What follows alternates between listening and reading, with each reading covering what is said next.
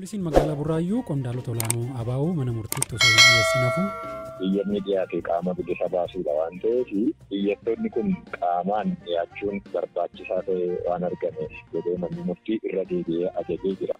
Kibba Itoophiyaa hawaasaatti abbaan nama ilma isaanii ajjeeseef dhiifama godhan. Tolijee gadaay halle tafarradannaa maarramiyaa beet gabba. Namichi ilma koo ajjeese itti murtaa'ee mana hidhaa seeneera. Utuun hin argin duuba isaarraan deemee miila isaa qabadhe. Bal'inaan itti deebina Afgaanistaanitti kirkirii lafaa namoota 1,000 ajjeesuuf oduuwwan gaggabaaboo biraas harkaan qabaa an beekaa Toomaati.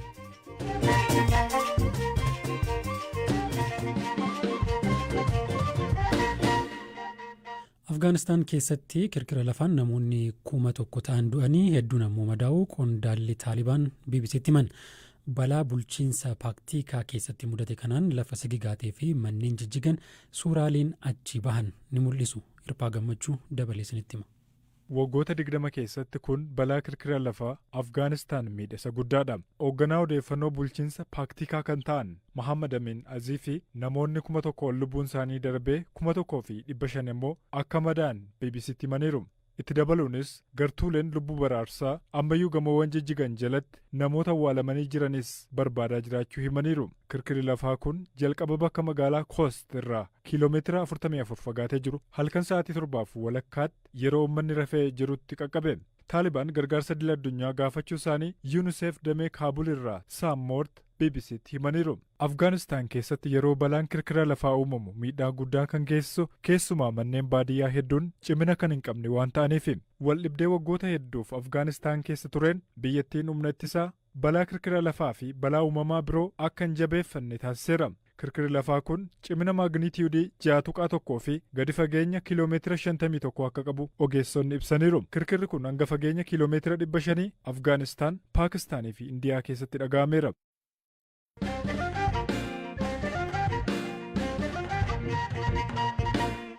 Poolisiin magaalaa Burraayyuu qondaalota olaanoo adda bilisummaa Oromoo 4 mana murtii magaalichaatti akka dhiyaatan ajajame hin dhiyeessin hafu abukaatuun isaanii himan. Qondaalonni olaanoo kunneen kan galmeen himata isaanii irraa cufamee jiru yoo ta'an iyyata qaama isaanii bilisa baasuu abukaatonni mana murtiitti dhiyeessan bu'uura godhachuun ture har'a mana murtiitti poolisiin akka dhiyeessu kan ajajame. Zalaalam Taaddasaa abukaatota isaanii keessaa tokko kan ta'an obbo Damseef Qaaduu dubbisee ture. Mikaa'el Baqqalaa, Daawwit Abdataa, Lammii Beenyaa, Gadaa Gabbichaa kan jedhaman jechuudha. Isaan kana arfaniidhaaf poolisiin akka dhiyeessu manni murtii kana jedhee ture. Mana murtii magaalaa Burraayyuu isaan jedhee ture. Haa ta'uutii garuu poolisiin hin dhiyeessine. Sababa dhiyeessuu hafeefis wanta nuufsee jiru. Gara sin dhiyeessine sababa ajaja mana murtii irraa raawwachuu hafeefis wanta nuufsee jiru. Sa'aatii 3tti ture. Haa ta'uutii garuu hanga sa'aatii 4 walakkaatti eegee dhaddachi tarii yoo rakkoon loojistikii jiraate yoo tursanii fidan beeku waan ta'eef turree eegna jennee hanga sa'aatii 4 walakkaatti dhaddachi kan eegaa ture. Waan hanga sa'aatii 4 walakkaatti eegamee waan hin dhiyeessineef manni murtii ajaja itti aanu kan inni kennu jechuudha. Iyyanni dhiyaate qaama bilisa baasuudha waan ta'eef iyyattoonni kun qaamaan dhiyaachuun barbaachisaa ta'e waan argameef jedhee manni murtii irra deebi'ee ajajee jira. Gaafa 27 ji'a 4/2014 sa'aatii 4 irratti akka dhiyeessanidha kan inni irra deebi'ee ajaje akka lakkoofsa Itoophiyaatti jechuudha. Tole himanni isaanii sadarkaa naannoo Oromiyaatti akka dhiyaataa ture quba qabna ture kanaan dura mana murtii Burraayyuutti dhiyaachuun isaanii durumayyuu himanni kan irratti baname achittidha moo maaliif? Asitti akka dhiyaatu kan godhamee fi yeroo hammaa kana warreen amma maqaa isaanii waamee iyyata isaanii kun mana murtii Burraayyuutti dhiyaate kun qajeelcha poolisii magaalaa Burraayyuutti argamu iddoo isaan jirantu achidha yeroo ammaa kana jedhameetu achi jiraachuun isaanii adda baheetudha mana murtii Burraayyuutti iyyanni qaama bilisa baasuudha. Iyyanni amma dhiyaate himata osoo hin taane qaama bilisa baasuu kan jedhamu habees korpes kan jedhamu kanatu dhiyaate. Sababiin isaa kanaan dura qorannoon geggeeffamee garee kaan hin himachiisu jedhamee galmeen irraa cufameera yakka tokkoyyuu hin qaban jedhamanii akkaanis yeroon beellamaatti gaafatamee yeroon beellamaas kennamee xumuramee wanti himachiisuu danda'u waan hin jirreef galmeen hundumtuu irraa cufamee jira. Namni tokko immoo yakka kamirraayyuu bilisa jedhamee yakka hin qabdu jedhamee galmeen erga irraa cufameeti sababatti mana hidhaa taa'uuf hin qabu. Jarreen kun immoo yakka tokkoyyuu osoo hin qabaatin hin to'atamanii taa'aa jiru waan ta'eef iyyata qaama bilisa baasuu jedhamu habees korpes jedhama ingiliffii isaa iyyata qaama bilisa baasuu namni tokko yakka malee taa'uu waan hin dandeenye jechuudha. Mana murtii magaalaa Buraayyuutti sababa dhiyaate teessoodhaan qajeelcha poolisii magaalaa Buraayyuu harka jiru iyyattoonni kun kanaaf.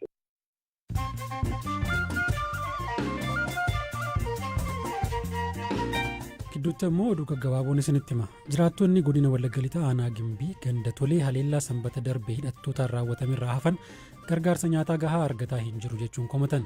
Haleellaa kanaan namoonni 300 siqan ajjeefamuu, manni jireenyaa hedduun gubachuu, qabeenyaa fi horiin isaanii jalaa saamamuu jiraattonni kunneen himaniiru. Paartiin badhaadhinaa ibsaarra baaseen tarkaanfiin seeraa kabachiisuu cimee akka itti fufu kallattii kaa'uu yoo ibsu, ABO fi KFO'n ajjeechaan raawwatame qaama walaba ta'een akka qoratamu ibsa baasaniin gaafataniiru. Itoophiyaa Injiinariing Group jalatti kan argamu warshaan meeshaalee qonnaa Adaamaa maallaqa uummataa birrii biliyoona 10 ol qisaasessee akka jiru biiroon Ooditara Muummicha Federaalaa hime. Hooggantuun Ooditara Muummicha Federaalaa Aadde Masarat Daamtee maallaqni kun liqaa fi galii gurgurtaa walitti qabuu keessatti qisaasame jechuun paarlaamaaf gabaasa dhiyeessan. Mucaan biliyeenara addunyaa kanaa Elon Musk maqaa fi saala jijjiirachuuf akkasumas abbaa ishee waliin hariiroo qabdu akka adda cituuf iyyannoo galfatte. Namni waggaa 18 dhiira ta'e dhalate Jaaveer Alexander Musk akka dubaraatti akka beekamuu fi maqaan isaas Vivian Jenna Wilson akka jedhamu mana murtii Los Angelesitti iyyate. Ameerikaan hamma nikootiinii sigaarawwan biyyattii keessatti gurguramanii sadarkaa gadi aanaa araada namatti hin taanetti xiqqeessuu fi White House kibxata akka beeksisetti murteen kun du'a sababa kaansarii dhufu akka malee xiqqeessuun galma bulchiinsa Baayiden gama kanaan qabatan ni milkeessa. Ilmi mootii Saawudii Arabiyaa Mohammed bin Salmaan ajjeechaa gaazexeessaa Jamaal Khashoggi booda yeroo jalqabaaf Tarkii daawwataa jiru. Jamaal Khashoggi bara 2018 imbaasii Saawudii Tarkii magaalaa Istaanbul keessa jiru keessatti ajjeefame. Ulleen gaggabaaboo isaanuma kana.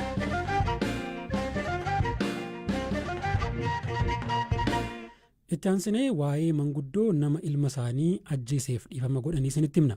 Obbo Maatiyaas Dastaa magaalaa Hawaasaa keessatti waggoota 30f hojii ijaarsa manaatiin beekamu. Caalaatti kan beekaman garuu mana isaanii keessatti waajjira xiqqoo banachuun tajaajila araaraa kennaniini. Manguddoon kun nama ilma isaanii ajjeeseef dhiifama gochuun isaanii ammoo caalaatti akka gurra horatan isaan gargaareera. Akkamii fi maaliif nama ilma isaanii ajjeeseef dhiifama akka godhan gaafannee turre. Namichi ilma koo ajjeese itti murtaa'ee mana hidhaa seeneera. Ani immoo hojii araaraaf gara mana hidhaatti waan deddeebi'uuf guyyaa tokko namoonni sunoo isaa sanadha jedhanii fagooraan natti agarsiisan. Utuun hin argin duuba isaarraan deemee miila isaa qabadhe. Maaf miila koo qabatte jedhee na gaafate. Bishaan qabadhee waan tureef miila keessirraa dhiquufani jedheen itti dubbadhe. Maaliif yeroo naan jedhu ilma koo kan ajjeese sidha. Har'a garuu ani siin jaaladha jedheeni lafarra gangalate. Yeroos hin gangalatiin asiin hiikamtan jedheeni. Sana booda dhimmicha gara boordii dhiifamaatti geeffamee innis hidhaarraa ni hiikame. Kanuma dhiifama gochuun ana miti dhiifama kan godheef Waaqayyoo gooftaa koodha malee. Wayita nama ilma isaanii ajjeese kanaaf akkanaan dhiifama gochuun akka inni mana hidhaatii hiikamu gargaaran miirri maatii isaanii maal akka ture obbo Maatiyaas akkas jedhu.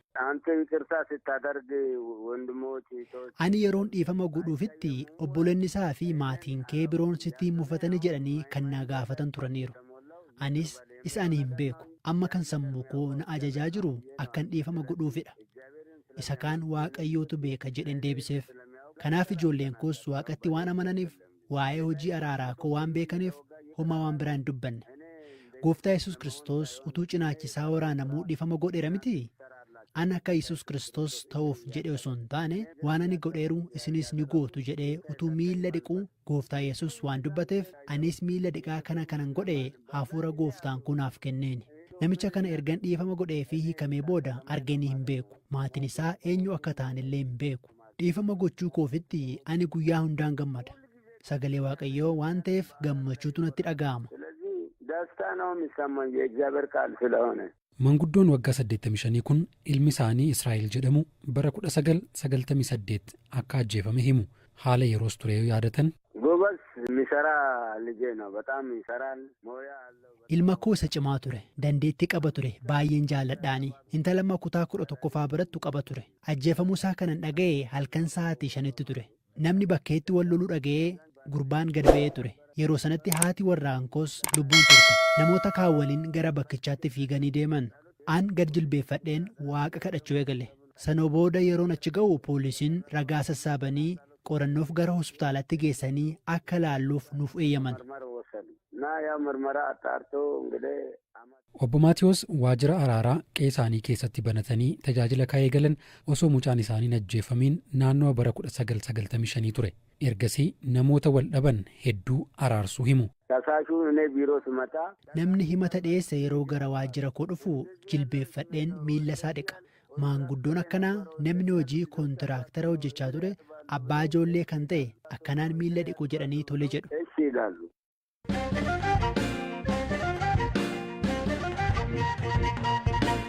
Xumura irratti walleen aadaa guyyoota muraasa dura aartist Daangaa Haayileyyesuus Qananii mata duree shillimii jedhuun weellistee aadaa dagatamee baasuun fudhatama argateera. Qophii keenya kaleessaa keessatti ogeettii aadaa fi viidiyoo wallee kanaa irrattis kan hirmaatan aadde Zaaraa Duubee dubbisuun maalummaa sirbichaa isin biraan geenyee turre. Walleen kun sirna fuudhaa fi heerumaa aadaa Oromoo Arsii keessatti yeroo shamarri tokko heerumtu goshoon yookiin hiriyoonni ishii kan sirbaniif akka ta'e aadde Zaaraan nutti himanii turan. Aadaan kun wayita ammaa akkam jira? Kunuunfamee dhalootatti akka darbu wanti hojjetamaa jiru maali jedhee aadde Zaaraa gaafadheen ture. Deebiin isaanii kunooti. Laakiinsi jira namni amma garamitti deemaa jira gara ammayyummaa kanatti deebi'ee ammayyummaa kana naannessitu jira mana cidhaatti illee argitaniitiin jettanii akkasitti walii jechuusan hiriyyaan isiin qabdu akkasitti jettee jechuu caalaa wama kaaseettatti waraabame kanaanii caqasanii sirbuun jira sirba durii kana irra gara sirba ammayyaa goruunuu jira sirbuma ammayyaa kanaayyuu kamana shamarree heerumtuutti sirbamuu fi kamana gurbaa fuudhuutti sirbamu waliin makanii sirbuun kun jira kun amma sila akka seeraatitti sirbi amma ijoolleen shamarran sirban kunniin hiriyyatti sirban mana gurbaatitti sirbamu mana gurbaatti ka sirbamu ashwaashilatti sirbamu kabraatii miti ijoolleen maan sirba baaftuuyyuu ijoolleen mammaani aartistoota kunniinu isa mana gurbaatti sirbamuu fi isa mana mucayyootti sirbamu wal keessa oofanii sirbuun jira inni amma uumee ganama aadaa uummata oromootitti inni mana mucaatitti sirbamu mana mucaatitti sirbamu malee mana mucaatitti sababni sirbamuuf hin jiru inni mana mucaatitti sirbamu ammoo mana mucaatitti wanni sirbamuuf hin jiru amma fakkeenyaaf obbee daamee obbiyyoo daamee daamaa aayyaa firri garmaame akka raaseen dibee mataa kee akki baasuun dhibe abbaa kee si geeggessaa manni kee eessaan